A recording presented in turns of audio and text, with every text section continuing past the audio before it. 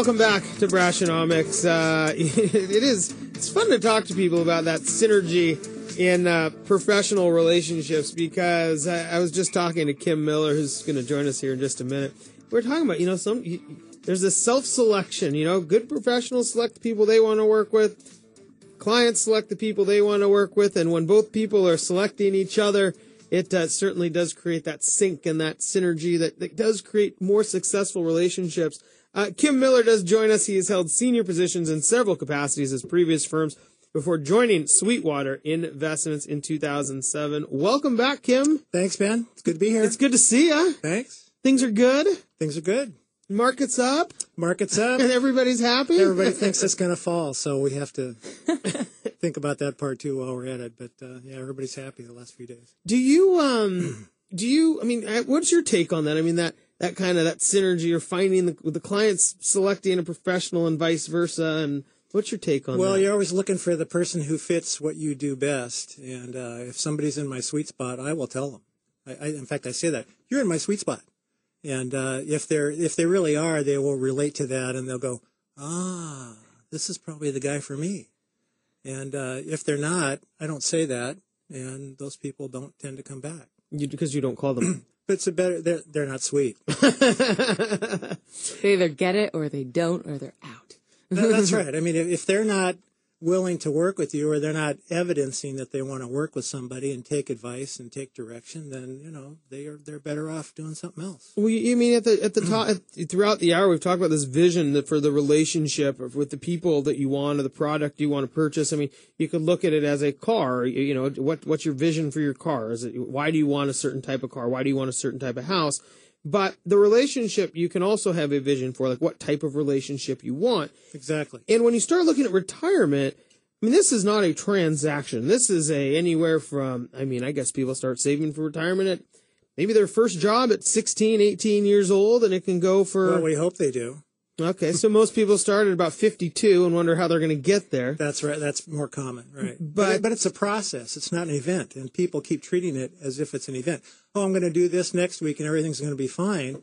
But it's a process, and you're going to be working on that process for the rest of your life. And the more times, I imagine, you switch the person in which was helping you with that process, I mean, you'd say go 2 steps forward, 1 step back, I would imagine. That's right. People do that all the time. They'll switch directions, switch advisors because the last guy did something they didn't like, or he kicked their dog, or whatever it is. I mean, but if you really are truly in sync, if you kicked my dog, I'd fire you too. Yeah, you Ken. probably would too.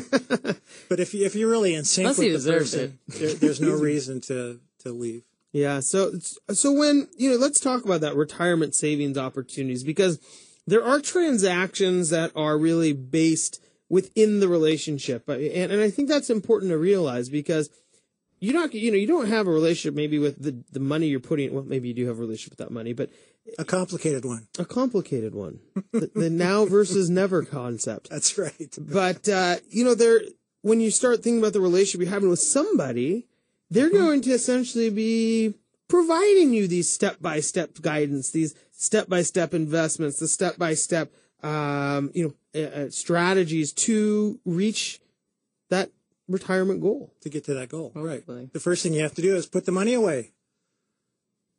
I've had so many conversations with people who think that they are just going to make it up in the stock market or the real estate market or the classic car market or whatever you want to name that people can put their money into. They think a killing in one deal is going to make their future, when the small steps and the baby steps are the things that they need to pay attention to.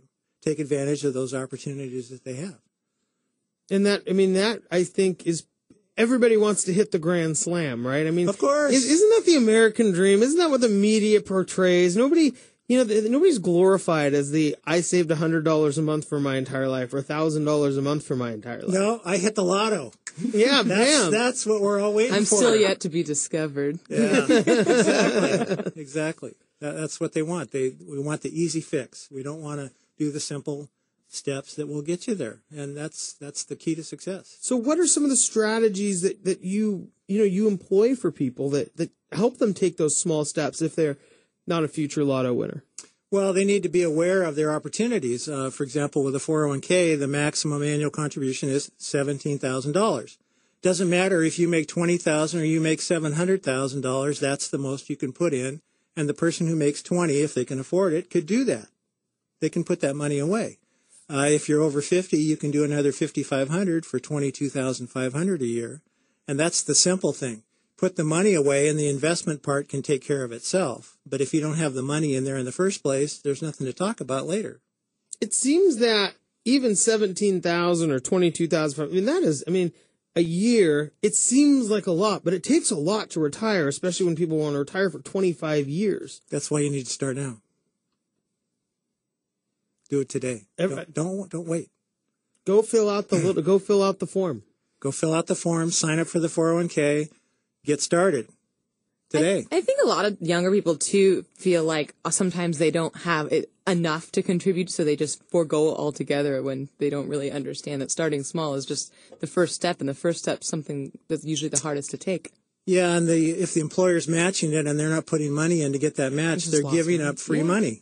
That's like you can deduct what the employer would have given you from your own pocketbook. And sometimes you won't even know until the end of the year whether the employer's going to match it or not. So you should risk it. Go talk to HR tomorrow. Find out what the deal is. Get the forms. Sign up. And just that's even that first step. Right. We've just knowing what your opportunities are. Yeah, you want to be able to max it. You want to get to that max as soon as you can in your working life.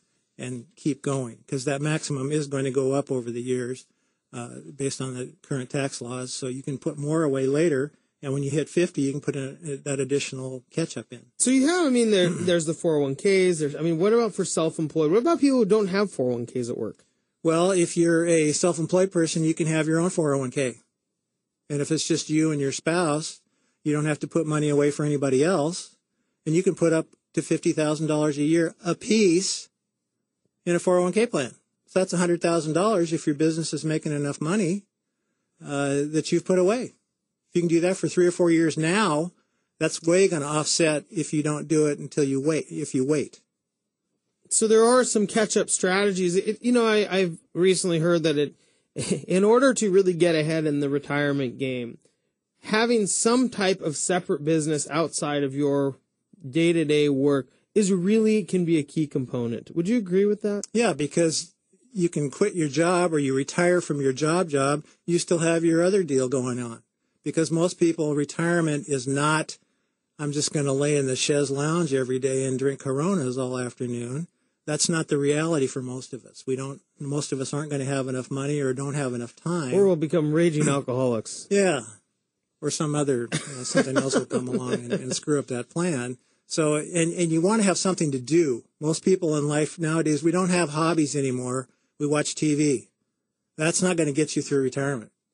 So you need something productive to do rather than to continue to go to the office when you don't want to do that anymore. It's time to give that up. So it sounds to me like you're investing in financially, but by starting maybe a small business, you can put that money, sock it away. Mm-hmm. And when you retire, you've now given yourself something to do with some of your spare time that gives you income, makes you have some self-worth. There's a lot of self-esteem around that, too. Self-satisfaction for doing something productive. Because, even around a golf, last 4 hours, and unless you play every day, you still have another half of a day to fill, right? And some of us, like me, don't play golf, so, I'm not going to be able to do that. What do you think what are some other ways that what are some other contributions they can make? IRAs. People miss this one all the time. Well, I put all the money in my 401k plan. I can't do an IRA too. Well, the fact is you can do an IRA. Even if you max out the 401k, you can still put $5,000 or $6,000 a year in an IRA. And the question there then becomes, well, I won't be able to tax deduct it. Well, so what? You want to do a Roth IRA anyway if you can. And there's 2 ways to do that. If you're below the limit, the IRS income limit, you can put it in directly into a Roth IRA. But if you make, quote, too much, unquote, money, you can do the backdoor Roth, which isn't that common. It's not that common knowledge that you can do that because you put the money into a traditional IRA and then you turn right around and convert that to a Roth IRA. And of course, the magic with the Roth IRA is when you're retired, all that money comes out tax-free.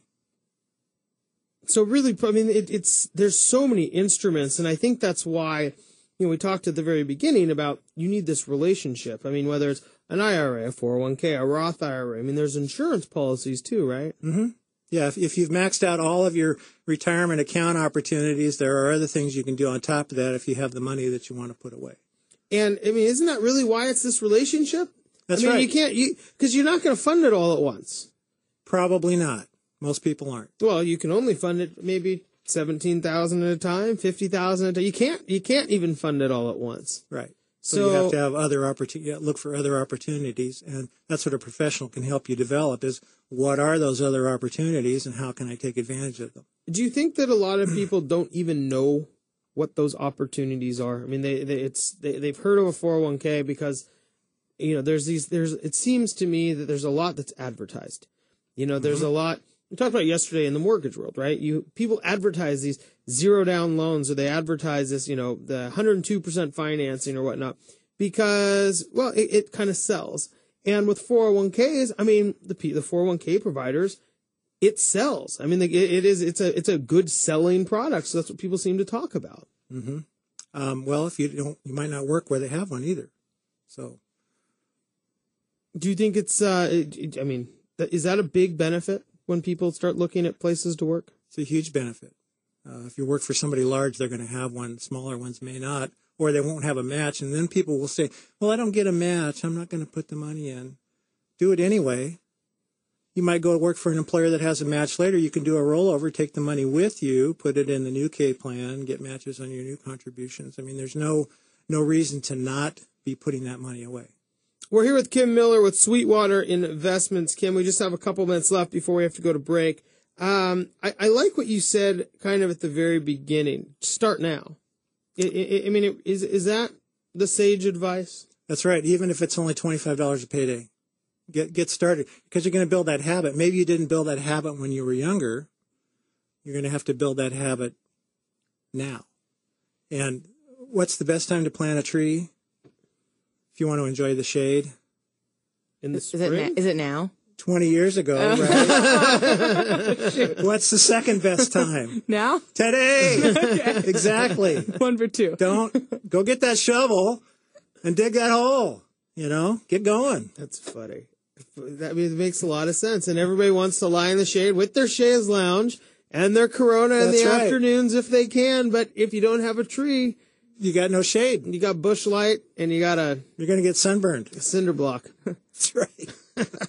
Kim, thanks so much for joining us again. Kim Miller with Sweetwater Investments. When we come back, as we talked about before, front page of the Seattle Times had real estate all over it. Sean Perry's going to join us next with Windermere Real Estate. We're going to talk a little bit more about the real estate market and what's going on. We'll be right back after this break.